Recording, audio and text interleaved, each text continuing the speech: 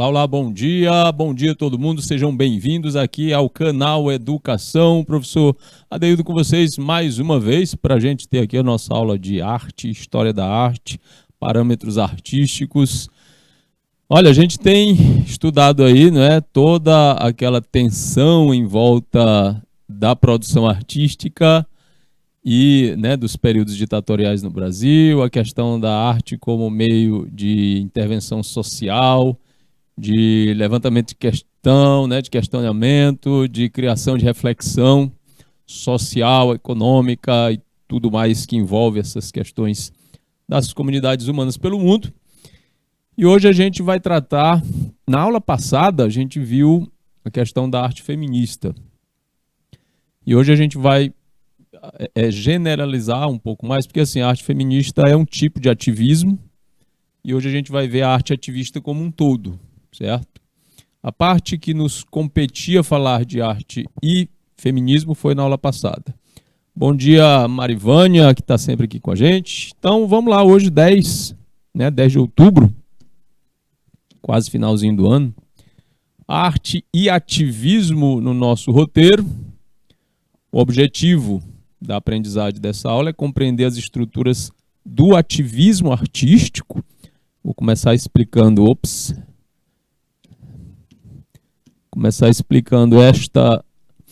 esta expressão aqui, né? O que é ativismo artístico. E no final nós vamos ter a exposição dos conteúdos, né? Discussão no chat e uma questão para resolver. Quando a expressividade artística vai tratar de discussões acerca do social, político, das comunidades humanas no mundo, certo? Ela vai promover uma reflexão geralmente voltada para a situação do desenvolvimento humano, certo? Dos chamados IDHs, os índices de desenvolvimento humano, das sociedades onde elas estão inseridas, fazendo críticas, apontando aonde um problema está acontecendo muito, esse problema pode ser social, esse problema pode ser econômico, esse problema pode ser político, e essa arte vai estar nesse ativismo de mostrar essas situações. Alguns artistas trabalham muito nessa proposta. Nós vimos o Vic Muniz, né, na proposta lá do lixo extraordinário, de discussão sobre a vida humana, a questão da limitação econômica e tudo mais. Então, é nessa atitude, certo? Nessa atitude de agir de forma com produção artística, de forma a trazer esses questionamentos, é que essa parte da arte, né, esse braço artístico é chamado de ativismo artístico. O que ele faz? Segundo o texto aqui, promover interferências em certas imagens, fotografias, obras pré-existentes no meio urbano ou ambiental, é a função da intervenção, que ao final acaba transformando aquele meio em que foi concebida. Nesse sentido, intervenção nas artes pode ser considerado o mesmo que apropriação, transformação, ressignificação. Trata-se, portanto, de uma ação realizada em dado ambiente, com o intuito de transformá-lo e de promover nos espectadores a reflexão. Certo? Nós temos aqui a fotografia de uma dessas intervenções. A intervenção acima é uma criação do ativista e graffiter, né? Ou grafiteiro Mundano. Mundano é o codinome do grafiteiro, do ativista. No sólido árido da represa Atibainha, que compõe o sistema Cantareira, que abastece a Grande São Paulo, o artista plantou um cacto com torneiras coloridas. Ele instalou lá esse cacto, né? E a gente percebe torneiras coloridas aqui no cacto. O Atibainha, gente, é um dos principais reservatórios do Cantareira e fornece água para cerca de 6,5 milhões de pessoas. Porém, nos últimos anos, todo o sistema vem apresentando baixas no volume armazenado, o que tem comprometido o abastecimento de uma das principais regiões do país. Para chamar a atenção para esse evento, que muitas vezes as pessoas pensam apenas que é uma questão da natureza, está chovendo pouco no Cantareira. Mas existem outras ações da indústria, né, do crescimento desordenado das cidades, do aumento excessivo da população e da falta de políticas públicas que acompanhem esse processo, que causam também esse desabastecimento. E para chamar a atenção para esse caso, artistas como o Mundano fazem isso, certo? Aí registra e tudo mais, e levanta a reflexão sobre o que está acontecendo, para as pessoas discutirem sobre. Qual é o nome disso? Intervenção. Ele intervém com uma imagem que constrói uma narrativa simbólica de um processo que deve ser pensado pela população daquela área. Porque as pessoas vivem suas vidas, nós vivemos nossas vidas cuidando dos nossos afazeres, e muitas vezes, né, na maior parte do dia, a gente não tem esse exercício da reflexão sobre a sociedade, a comunidade que nos rodeia. Aquelas coisas que parecem sempre certas, tem água sempre. Sempre vai ter água ali naquele... Aqui em Teresina a gente tem como referência para o abastecimento de água 2 rios, o Puti e o Parnaíba. Nessa região aí tem todo uma espécie, esse reservatório, vamos trazer para uma linguagem mais nossa aqui, né, uma espécie de açude, né, esse reservatório, que recebe tanto da chuva quanto de alguns rios, né, esse volume de água. Mas a quantidade de gente nessa área que já está consumindo essa água, certo? O reservatório não está dando conta. Então as pessoas precisam ser chamadas a atenção para poder, de repente, perguntar. E na pergunta, na reflexão, cobrar às autoridades competentes, né, a resolução de tal problema. Então, é com essa atitude, né, com essa ação, com esse ativismo, que artistas, como no caso aqui do Mundano, né, fazem intervenções assim. É aí onde mora o processo identificatório, vamos dizer assim, de identidade dessa ação chamada de arte ativista. O próprio nome já explica, né? Já fala ativo, fazer por. No geral, é isso. Mas o ativismo tem uma ideologia, né, nas artes e tem suas manifestações, certo? O conjunto de ideias que trabalha esse processo nas artes, chamado de ideologia artística, né, e suas manifestações. Aqui no nosso texto nós temos o seguinte: artistas e ativistas têm em comum o desejo de contribuir para a construção de discursos e de práticas. Olha só, o discurso é causado pela reflexão que foi motivada pela intervenção artística.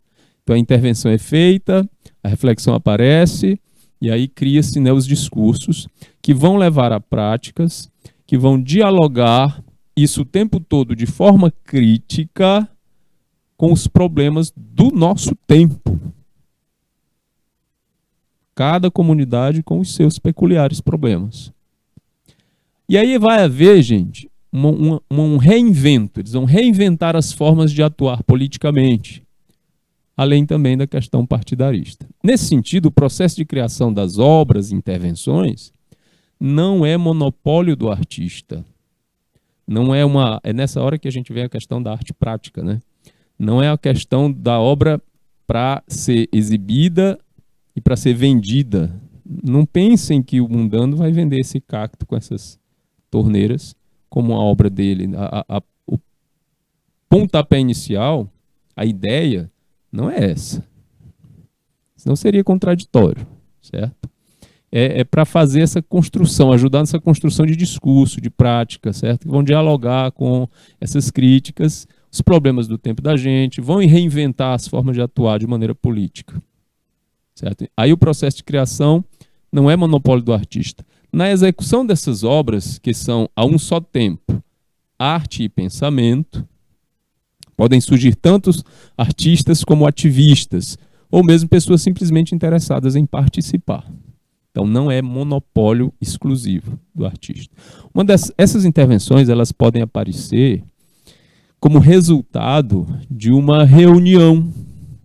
Identifica-se o problema, aparece um interessado, geralmente um ativista, ou um grupo de ativistas ou artistas, propõe uma chamada de atenção através da arte, que é essa coisa da intervenção, e aciona outras pessoas para a realização desse processo.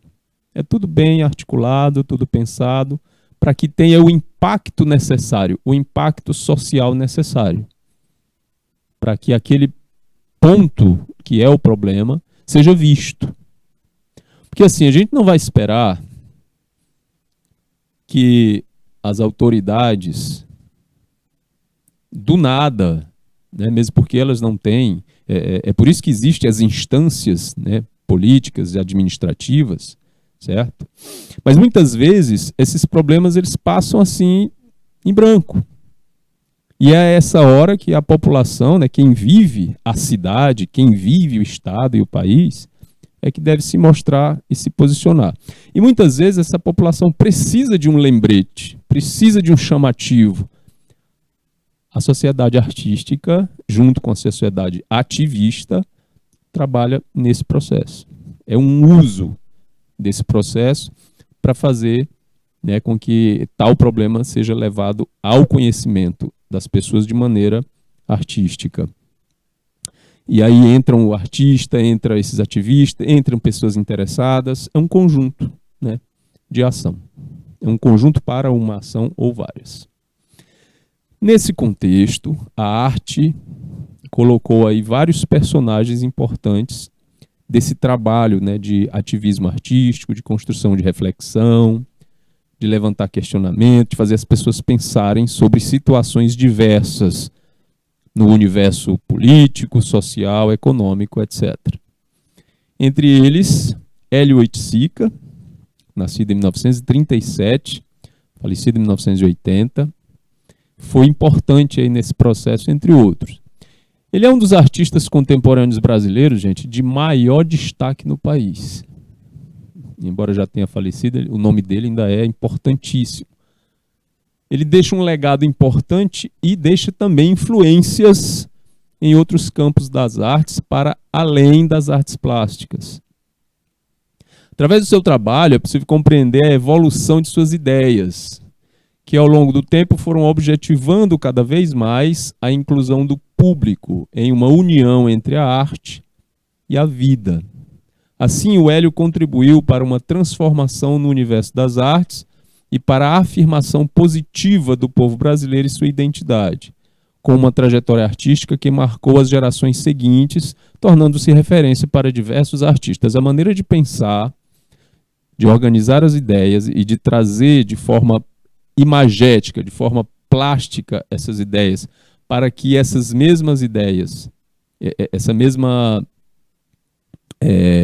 imagem que partiu de uma ideia, pudesse ser clara para as pessoas, né? O Hélio acaba se destacando aí nesse processo. Uma pergunta da Marivânia: os grafiteiros, no impacto das fachadas de muros das megalópolis, quando antes era pichação? Sim, Marivânia, acontece. Eu entendi que você quis colocar, né? Antes era tudo pichação, era feio, aí vieram os grafiteiros, né? E eles, através de contrato ou de associação com grupos de administração pública, né, como a prefeitura, ocuparam, né, a pichação com os grafites. Isso é uma maneira de você resolver um problema. certo? Mas muitas vezes o grafite em si, ele é feito para é feito sem essa coisa do contrato, né, do acerto, e ele chama a atenção para um problema específico. Nesse caso, a arte é ativista, certo? Porque ela vai estar advogando por aquela causa, sem a necessidade de partir da ideia principal, da ação principal, partir do poder público. Quando você vê uma região da sua cidade que era toda suja e pichada, né, e abandonada, e de repente o poder público chega com um projeto para fazer a limpeza, para reurbanizar e para deixar mais bonito, geralmente com o grafite. Ah, por que eles usam grafite? Por que eles simplesmente só não pintam, deixam lá tudo coloridinho, bonitinho, sem precisar grafitar? É exatamente essa questão. Entre pichadores e grafiteiros existe uma regra extremamente bem observada. Ninguém picha o grafite de ninguém. Mas isso aí é certo demais. Por isso que a escolha pelo grafite é geralmente a primeira. Porque depois de grafitado, o pichador ele não vai pichar em cima do grafite. Pode observar. O grafite morre lá esmaecendo, perdendo a cor, mas ele não picha por cima do grafite. Mas se você simplesmente pintar com uma cor apenas, você cria mais um espaço, uma tela em branco, vou dizer assim, para o pichador chegar e fazer a pichação. Certo? Pois bem, quando isso parte de um poder público, aí já é uma coisa pré-estabelecida, já foi, o próprio poder público identificou o problema e foi lá. Não houve exatamente um ativismo, a chamada da população, através de um artista, através de uma ação artística, que criasse a visão para aquele problema. Então, quando acontece isso, é a chamada arte ativista. Nesse caso que eu estou falando. Outros casos de ativismo não precisam acontecer dentro de um padrão urbano, eles podem acontecer dentro de uma exposição, onde a ideia do artista é levar aquele ativismo, aquela reflexão para um setor específico da sociedade. De nada, Marivânia. O Hélio Oiticica fazia especificamente isso, os trabalhos dele não iam tanto a campo. A maior parte das ideias eram resolvidas em estúdio e nas galerias, né, nas exposições.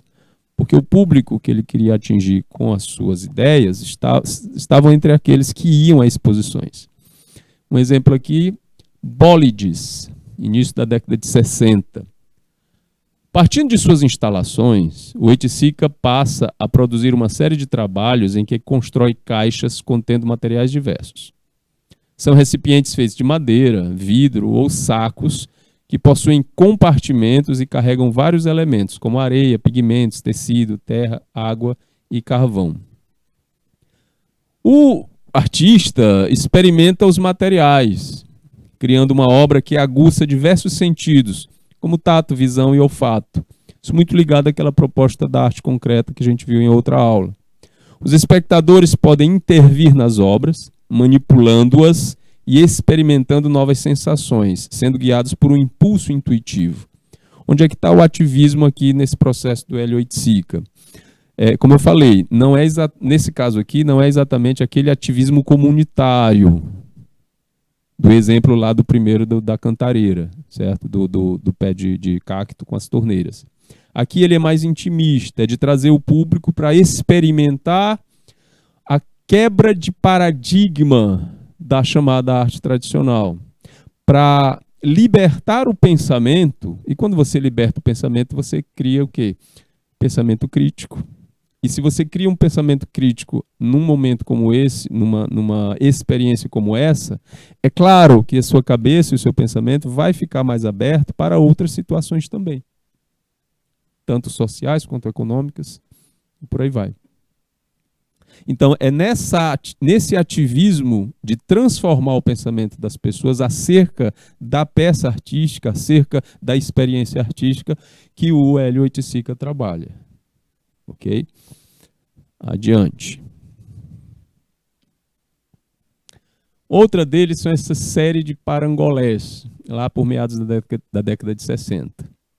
As obras mais conhecidas dele, do Hélio Oiticica, são os parangolés, que começaram a ser produzidos em meados dos anos 60. Os trabalhos são fruto de seu envolvimento com a dança e a música, e aqui a gente vai ver, né, duas disciplinas artísticas diferentes interagindo. A dança e a música que se tornam mais intensos depois que o artista passa a frequentar e colaborar com a Escola de Samba Estação 1ª de Mangueira, no Rio de Janeiro, em 1964. O Hélio prossegue com seu trabalho investigativo em torno de como as cores se relacionam com o espaço. Entretanto, agora o artista inclui o corpo como suporte, com o intuito de desintelectualizar sua arte.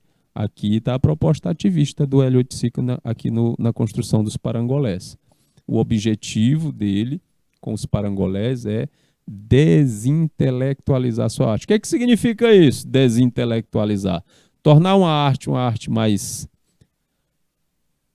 não intelectual? Não, na verdade, seria desmistificar o que a gente já mistifica como intelecto, né? Quando a gente fala de intelecto, inteligência, a gente sempre associa a produção artística a esse processo de alto nível de intelectualidade e inteligência, né?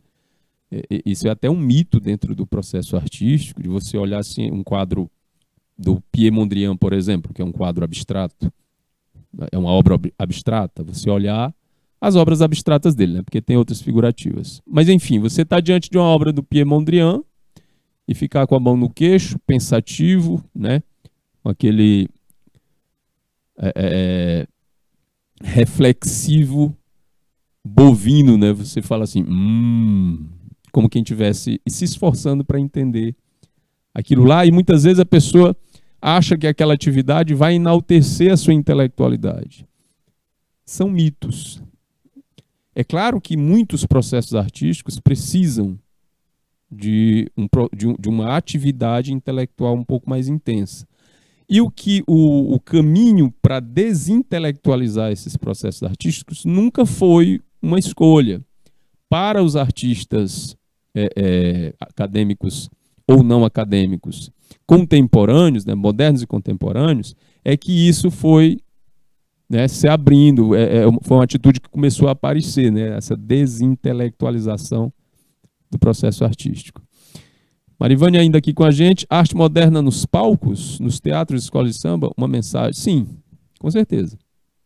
O processo aqui do parangolé é o seguinte, são mantos, né, de cores diversas, muitos deles com poesias escritas e coladas nos mantos, e coreografias específicas para se usar esses parangolés. Existia um manual, né, de instruções que o Hélio fazia para a pessoa que ia usar o parangolé, né, para a pessoa usar, para a pessoa saber que tipo de coreografia ia executar, certo? A forma como ela ia dançar e recitar os poemas que estavam escritos nos parangolés.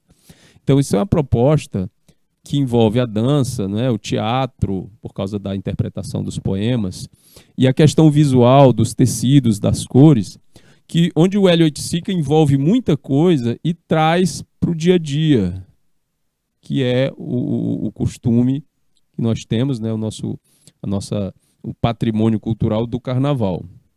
Beleza? Quando ele aproxima essas intelectualidades artísticas para a comunidade, para mais perto, para aquilo que é mais folclórico, aí é onde ele chama de processo de desintelectualização. Inclusive está entre aspas. Talvez por falta de uma palavra melhor para colocar. Ok? Isso ele já faz aqui. O processo começa aqui. Depois ele vai experimentando outras situações, outras coisas. Aí passam pelos parangolés. Ok? Professor, eu tenho uma banda, né, acho que é Axé Music. Ou é de eu não lembro direito, mas que tem esse nome, parangolés. Uma vez eu pedi uma pesquisa, acho que era 7º ano, foi até interessante e engraçado. Eu pedi como uma tarefa de casa, né, que os alunos fizessem uma pesquisa sobre os parangolés e fizessem um desenho baseado nesses parangolés. Então, as pinturas, os desenhos deveriam ser mostrados na aula seguinte, né, como exercício, a gente ia discutir, cada um ia explicar a sua escolha sobre as cores, né, e a vivência, né, na experiência.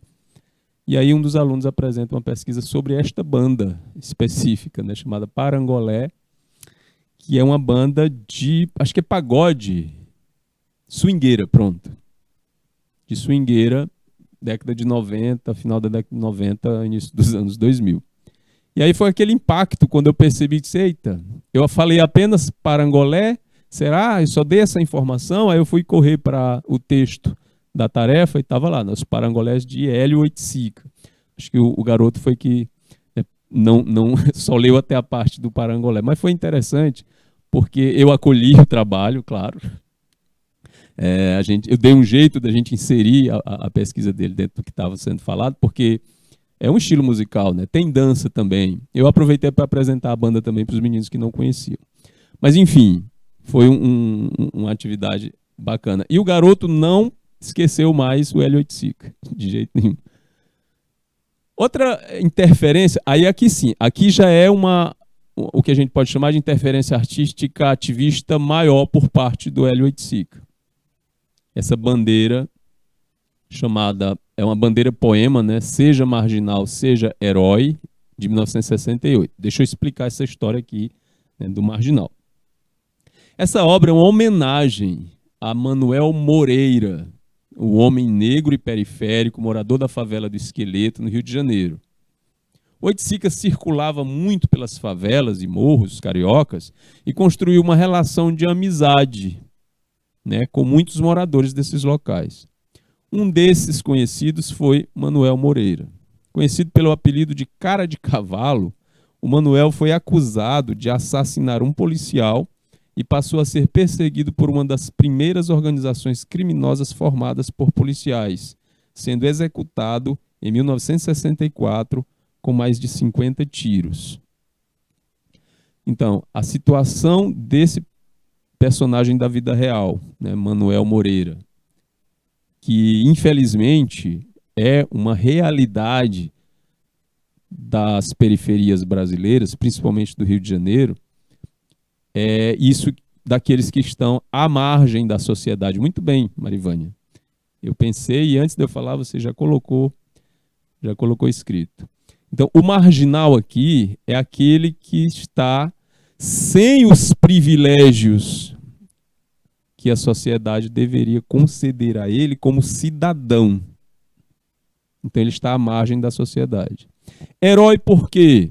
Lutar por um processo onde as pessoas sejam colocadas dentro dos privilégios a que elas têm direito. Qual o privilégio que eu estou falando aqui? Comer 3 vezes ao dia, ter segurança na sua comunidade, né? Ter um emprego decente. Isso são coisas que o Estado está na Constituição brasileira. Ninguém está inventando nada aqui. Está na Constituição de todas as grandes democracias. Chegar e fazer com que a população tenha acesso a coisas básicas, educação, alimentação, transporte, saúde, segurança. Tudo isso são itens que são garantidos pela Constituição brasileira de 1988, a chamada Constituição Cidadã. E na reflexão das comunidades, e elas são muitas, periféricas, que não têm esse acesso, apesar da lei garantir, o Hélio traz isso que aconteceu com o Manuel através de uma única frase, que é uma frase poema, concreta, né? Você lembrando que o poema concreto ele não precisa ter rima, ele não precisa ter estrutura como um poema tradicional. E um corpo desenhado aqui, né, jogado no chão, muito provavelmente, né, uma releitura do corpo do Manuel. E aí ele diz, ele afirma, e ele pede, né, seja marginal, seja herói. Outras interpretações, certo, vão trazer que o Hélio Oiticica quis dizer, certo, que não importa a situação do homem periférico, do cidadão periférico, não importa a situação dele, seja ele marginal ou herói, eles terão os mesmos fins, que são, né, as limitações sociais, porque não são dadas a essas pessoas os privilégios que o direito lhes cabe. Então, é nesse momento político e social que o Eliot Sica vai usar o seu ativismo. E de uma maneira bastante arriscada, a gente está falando de 1968. O que aconteceu em 68? Estava com apenas 3 anos. Não, 3 não. Foi no ano do AI-5. Se eu não estou enganado, foi no ano da assinatura do ato constitucional número 5, em que, por este ato, ele não podia nem estar falando esse tipo de coisa, trazendo à tona reflexões acerca da situação das populações periféricas. Marivânia, mais uma vez, contribuindo aqui com a gente, lembra um estudo de um filme, Cidade de Deus. Sim, sim. Inclusive, Cidade de Deus é um filme que vai tratar também dessas situações que fazem parte das grandes cidades brasileiras desde sempre. Desde sempre. E com a maturidade política, de democracia, com as experiências que nós já tivemos de democracia, apesar de duas situações de governos autoritários, certo? Nós já teríamos que ter desenvolvido já, né, um pensamento mais desenvolvido acerca do bem-estar de todo mundo, da população como um todo, certo? E essas questões vêm sendo, relidas através de artistas como Eliot Sica. Outra proposta que vai estar muito mais envolvida com essa questão de arte ativista é a chamada arte de guerrilha. Certo? O que é isso?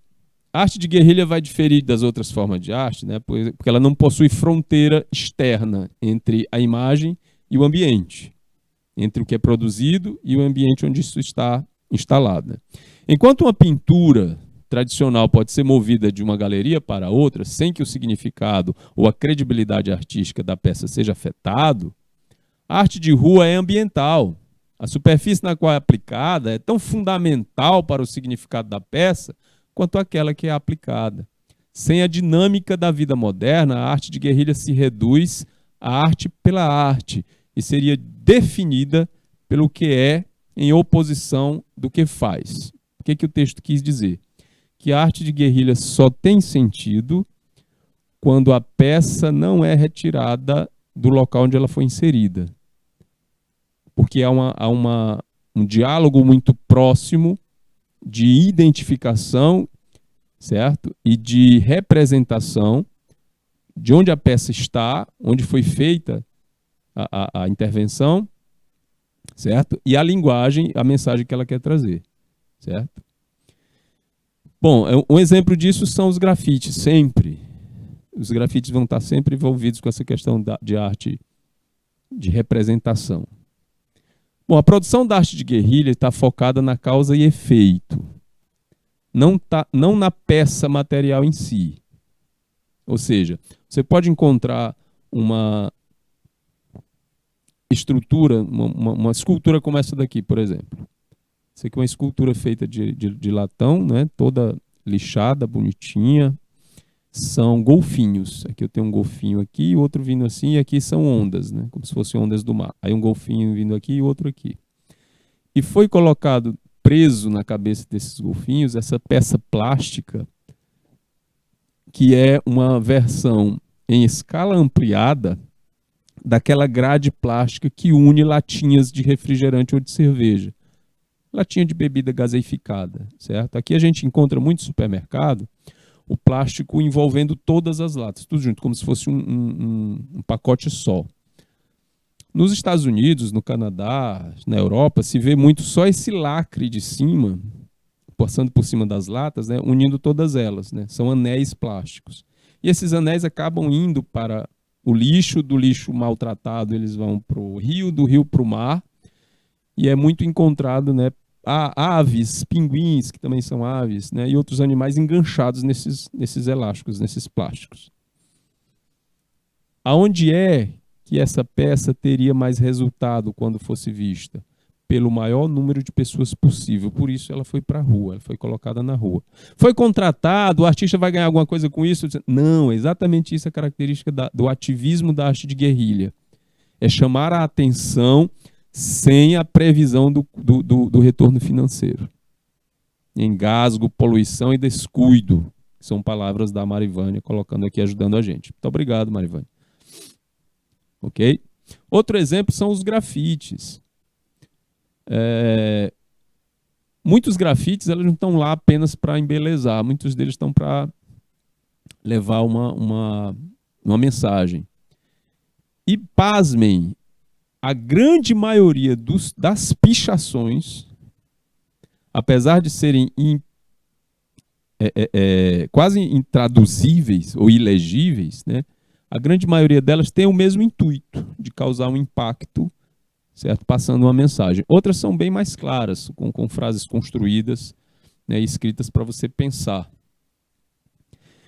Outro tipo de intervenção de arte de guerrilha são os poemas de lambe-lambe. Como é esse poema de lambe-lambe? São poemas feitos em tipo de papéis específicos e aí eles são colados nas paredes da cidade. Certo? Poste, parede, parada de ônibus.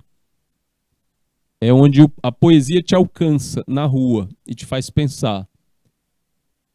É essa ação de uma guerrilha contra a ignorância que traz, né, que caracteriza o nome para a arte de guerrilha. Certo? Então, nesse caso não, com essa característica, a peça em si, certo, não vai ter efeito sozinha. Ok? O significado não está só nela, está nela e no ambiente. E na mensagem que ela quer trazer, que ela quer, né, transferir. Essas peças, né, essas construções de arte de guerrilha, são exibições não autorizadas de criatividade. Por que não autorizadas? Na arte de guerrilha, as peças vão aparecer do nada lá, sem que o artista se identifique ou peça autorização para colocar. Uma das principais características é essa. O artista nem pede autorização e nem se identifica. Se ele não pede autorização, já é complicado, né? Por causa das leis, né, das leis urbanas de cada cidade. E para isso, para ele não ser preso, né, ele não se identifica. Mas a mensagem vai estar lá. Bom, é muito fácil ficar preso em uma rotina, né, andando pela cidade, ligado ali no piloto automático. E é geralmente isso que a gente faz. Sem nem perceber o que está ao nosso redor. Os artistas de guerrilha procuram agitar as coisas, forçá-lo a dar uma segunda olhada, mudar seus preconceitos sobre o ambiente cotidiano. Essa aqui é uma característica da ação dos artistas de guerrilha.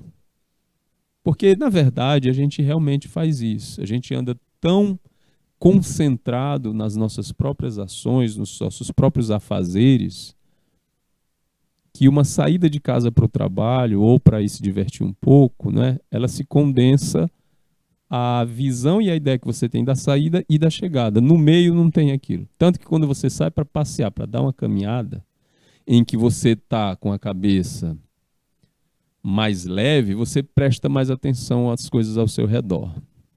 Só que não adianta ser apenas uma árvore, um parque bonito, né, uma via ajardinada. Quando é uma coisa mais enfática, uma imagem mais explosiva, vamos dizer assim, em termos de impacto visual, aí a mensagem é melhor passada. Por isso que a arte de guerrilha vai trabalhar nesses meios, nessas características, certo? E não é toda imagem que pode ser difundida assim, desse jeito. Por isso a característica de não ser autorizada para colocar. Aqui nesse exemplo, essa escultura, né, desses golfinhos, isso no Canadá, apareceu aí da noite para o dia, na frente, né, de uma das avenidas mais movimentadas da capital, Ottawa, do nada. As pessoas não perceberam direito o que aconteceu. Depois ela foi retirada, foi levada para outro lugar. Então tem essa característica da não autorização. Chegar e fazer. Olha aqui outro exemplo. Isso aqui é um grafite. A pessoa chegou lá e grafitou uma sombra em perspectiva, né? E aí ele replicou a placa e mudou não, e colocou, mudou a palavra, botou outra palavra. Aqui tem na placa original, tem stop, aqui é pare, e aqui ele escreveu war, que é guerra. Aí ele passa a mensagem, stop war, pare a guerra. Ou pare com as guerras, certo? O pedido seria esse. Beleza? Quem é o artista? Quem é o autor? Ninguém sabe. É anônimo. Outra característica da arte de guerrilha é anônimo. Qual é o ativismo dessa pessoa? É o ativismo pela paz. Está bem claro. É o ativismo pela paz. Parem a guerra. As guerras, parem com as guerras. Stop war em inglês, apesar de ser uma frase bem simples, ela tem esse peso e esse significado, né, de parar com as guerras, parar a guerra, com toda e qualquer guerra que for. É um lembrete importante também. A arte de guerrilha começou como um pequeno movimento underground a partir da década de 80. Em parte como uma resposta à tomada do espaço público por interesses comerciais, à banalidade percebida de muitas peças de arte, né, públicas autorizadas e à frequente falta de oportunidades de exibição autorizadas para artistas. Olha só. Se você parar para pensar um pouco, as peças de arte públicas autorizadas geralmente são estátuas de figuras históricas. Geralmente é isso. Ou monumentos a algum acontecimento histórico referente à cidade. Isso também está implícito no nome de ruas. Não que o nome de uma rua seja uma obra de arte pública, mas é uma memória histórica. Em Teresina, é comum você ver nomes de ruas com referência a políticos e comerciantes e professores e toda uma parcela da população que ajudou historicamente na instalação da cidade de Teresina aqui e no seu desenvolvimento histórico, né? Jornalistas, juristas. Eu só não entendo, aqui em Teresina, aí vai o meu recorte pessoal. É uma coisa que me chama bastante atenção, inclusive. Em Teresina tem uma avenida chamada Presidente Kennedy. Eu nunca entendi direito, né, porque é uma homenagem a um presidente que nem foi presidente do nosso país, mas que está lá. Enfim, tem outras coisas também que são feitas a esse nível. Não só em Teresina, mas no país todo. E essa proposta de trazer uma peça de arte pública autorizada geralmente tem essa característica de uma estátua, né, de uma figura histórica. Em Teresina, a gente tem o que já foi a principal avenida da cidade, que é a Frei Serafim, e ela tem todo um conjunto, né, de estátuas específicas, de políticos, juristas, jornalistas e pessoas públicas.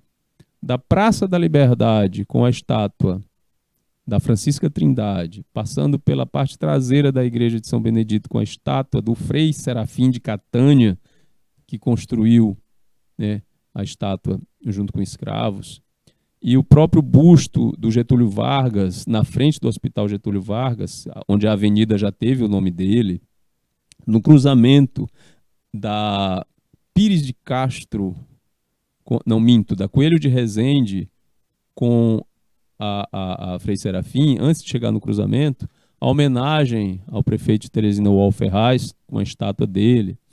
Lá no cruzamento da Miguel Rosa com a Frei Serafim, a gente vai encontrar a homenagem a um jurista, né, piauiense, bastante conhecido também, que me faltou o nome agora aqui. E descendo mais, o cruzeiro do motorista Gregório. E por aí vai. Então, há uma certa monotonia nessas obras públicas, onde a arte de guerrilha vem para dar uma sacudida.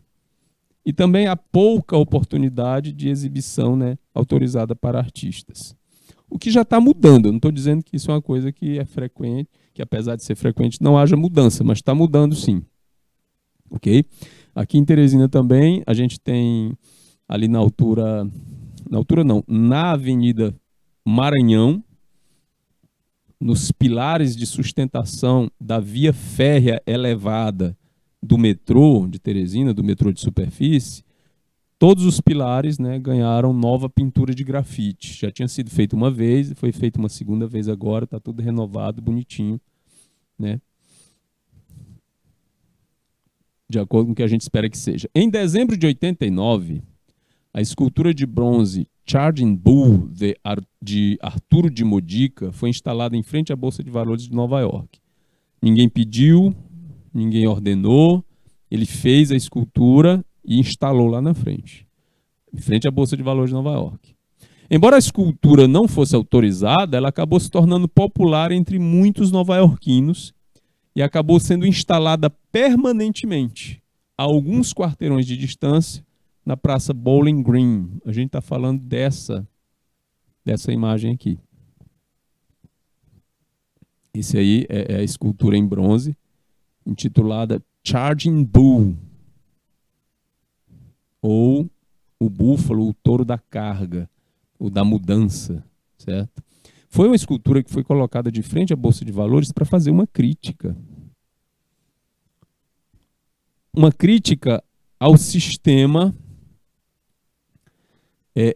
violento, ao sistema financeiro violento, selvagem, que era aplicado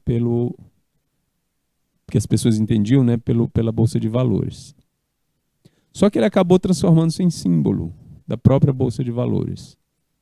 Ok? A palavra bull, que significa búfalo, touro, ela inclusive origina um comportamento violento que gera um nome desse comportamento violento, né? E a ação desse comportamento violento que é chamado de bullying. E a gente chama aqui de bullying, truculento, né? Enfim, eles acabaram tirando a instalação, né, essa peça da frente da Bolsa de Valores e colocando em outra rua, mas acabou sendo, né, uma referência. Vamos lá. Muitos exemplos de arte de guerrilha giram em torno de alterações em objetos comuns, ajustes que, a princípio, podem não ser registrados como transeuntes, vislumbrando-os com os cantos dos olhos, mas que, após uma inspeção mais detalhada, questionam nosso ambiente urbano cotidiano. Isso aqui é um papel geral, né, da chamada arte de guerrilha. A gente passa, dá uma olhadinha, muitas vezes não sente tanto impacto, mas ela está lá. Okay? Aqui alguns exemplos. Essa mureta que tinha um pedaço quebrado, alguém chegou lá e completou a parte que faltava com peças de Lego. Olha que interessante, né? E lá ficou, não tem registro de quem fez nem nada, mas a fotografia foi feita, a coisa chegou a nível público e deixaram, ficou até interessante. E há uma proposta aí de ressignificação, né, da gente questionar e pensar sobre a cidade, sobre as coisas, sobre os detalhes, certo? Nessa outra que tem do lado, é uma tradição que acontece muito nos Estados Unidos, Europa, né, Canadá. Quando você tem, por exemplo, você quer fazer propaganda de aula de violão, ou você quer pegar pessoas interessadas em fazer parte de uma ação comunitária, você coloca o aviso, né? E embaixo fica essas tarjas com o número do telefone ou o endereço, né, do lugar que você vai procurar para ter essa aula de violão, para ter essa aula de canto, para se inscrever em alguma ação comunitária. O artista pegou essa configuração e simplesmente colocou: pegue o que você precisa, take what you need, pegue o que você precisa. Aqui embaixo, em vez de endereço ou telefone, tem palavras como amor, esperança, fé, paciência, coragem, compreensão, paz, paixão, saúde, força, beleza e liberdade. Tudo aqui em inglês direitinho. E ele espalhou por vários lugares. E aí veja só, como nós somos, os seres humanos são muito místicos. Nós somos criaturas místicas. A gente se encanta pelo místico e pela força, né, de uma energia que pode nos dar um livramento, que possa nos dar sorte, que possa nos dar uma compensação. Então, se você para diante de um negócio desse, pegue o que você precisa e embaixo tem todas essas coisas positivas, do que você está precisando? Eu estou precisando de paz. A pessoa pega e puxa esse pedacinho do papel e leva. Ao mesmo tempo que ele cria uma identificação, porque é uma coisa comum encontrar esse tipo de cartaz, ele também cria uma certa empatia da pessoa com ela mesma. E interfere no dia daquela criatura que está só passando ali para ir para o trabalho, ou para ir para uma consulta, ou para resolver alguma coisa, ou para estudar. É onde a guerrilha funciona. Na interação. Beleza? Aqui um exemplo do Banksy. Banksy é interessante porque ele é um grafiteiro considerado um dos que melhor faz as charges políticas, sociais, né, de reflexão. São pinturas simples, mas que dizem muita coisa.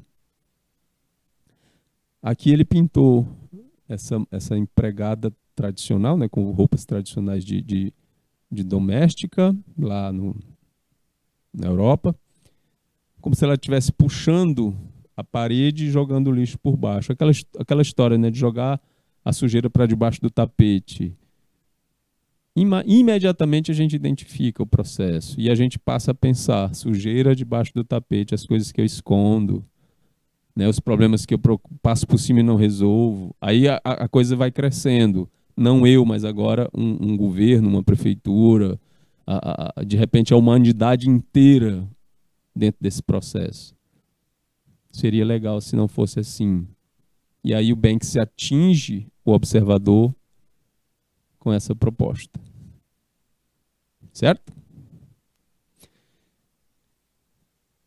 E agora aqui, como eu falei no final, vamos analisar essa questão. Questão sobre os parangolés. Né, sobre o Hélio Oiticica. Aqui na foto tem o passista Nildo da Mangueira, que veste o P4K1 de Hélio Oiticica, de 1964. É uma peça acrílica sobre tecido plástico, né? Fio de algodão, tela de nylon e cordão. Projeto Hélio Oiticica, Rio de Janeiro. A figura ao lado, né, botei acima, mas está aí ao lado, é uma ilustração do artista brasileiro Hélio Oiticica. A Marivane, só cortando um pouquinho, Marivane falando aqui que viu um vídeo onde uma pessoa escreve abrace-me e fica de braços abertos. É outro exemplo, Marivane. E eu já vi outros assim, como se fosse uma placa assim, abraço grátis. Aí a pessoa que estava precisando de um abraço, abraçava. Bastante interessante. Vamos lá. A figura acima é a ilustração do artista brasileiro Hélio Oiticica, considerado um dos fundadores da arte contemporânea brasileira, pois criou obras concebidas como vestimentas feitas para serem usadas por modelos escolhidos por ele, dando vida e movimento à sua obra. Assinale a opção em que é apresentado o nome atribuído à obra de Hélio Oiticica. Essa aqui está facinha. Marivane já colocou lá a letra D. Será? Eita, aqui eu fui bem básico, né?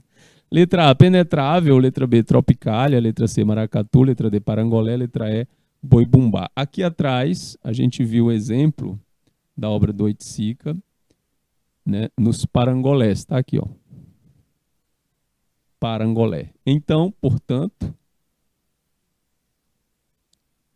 considerando essa característica, né, letra D, parangolé.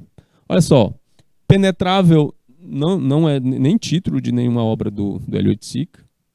Tropicália é título de uma obra dele, uma instalação, né, onde ele refaz as características do Brasil como país tropical, né, numa releitura de uma mini favela, onde as pessoas andam por dentro e ouvem sons, né, sentem cheiros, texturas e características visuais, né, dessas comunidades. Maracatu sim, apesar de ser dele, essa Tropicália, não tem essa característica aqui que está falando dos parangolés, certo? Não é uma obra de vestir. Maracatu é uma dança típica de Pernambuco, certo? Aí ele joga, talvez o autor da questão jogou maracatu, porque como o personagem está aqui dançando, aí a cabeça da pessoa já, né, pode ser enganada pela questão da dança estar aí presente. Mas não é o maracatu. O boi-bumbá é outra dança também do Nordeste, né, de todo o Brasil, que tem essa característica das indumentárias, mas nada tem a ver, né, com a proposta do Eliotissica aí nos parangolés. Beleza? Pois é isso, pessoal. Essa foi a nossa aula sobre arte ativista. Espero que vocês tenham gostado. Obrigado, Marivânia, pela participação.